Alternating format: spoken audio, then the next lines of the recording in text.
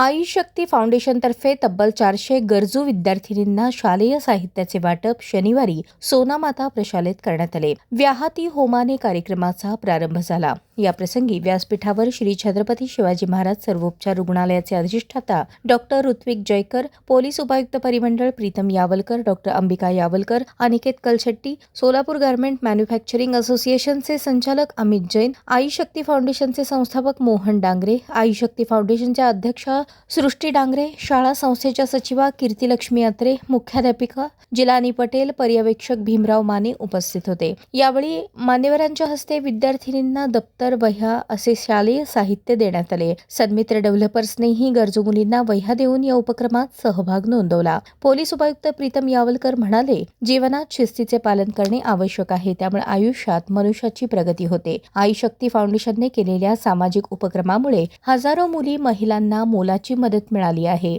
संस्थेचे संस्थापक मोहन डांगरे आणि अध्यक्ष सृष्टी डांगरे हे निस्वार्थ भावनेने हे सामाजिक कार्य करत आहेत. श्री छत्रपती शिवाजी महाराज सर्वोपचार रुग्णालयाचे अधिष्ठाता डॉक्टर ऋत्विक जयकर म्हणाले, आई शक्ती फाउंडेशनतर्फे विडी घरकुल परिसरासह सोलापूर शहर जिल्ह्यात राबवण्यात येणारे उपक्रम अत्यंत कौतुकास्पद आहेत. लोकाभिमुख सामाजिक काम केल्यामुळे आई शक्ती फाउंडेशनच्या उपक्रमांचा समाज जीवनावर सकारात्मक परिणाम दिसून येत आहे, असेही डॉक्टर जयकर या प्रसंगी म्हणाले.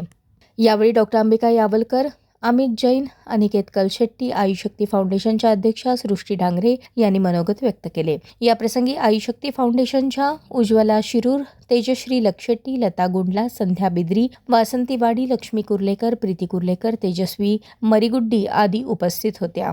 शिक्षिका सुजाता मायाचारी यांनी परिचय करून दिला. आई शक्ती फाउंडेशनच्या अध्यक्षा सृष्टी डांगरे यांनी प्रास्ताविक केले. शिक्षिका राजश्री भोसगे यांनी सूत्रसंचालन केले, तर मीरा सुतार यांनी आभार प्रदर्शन केले.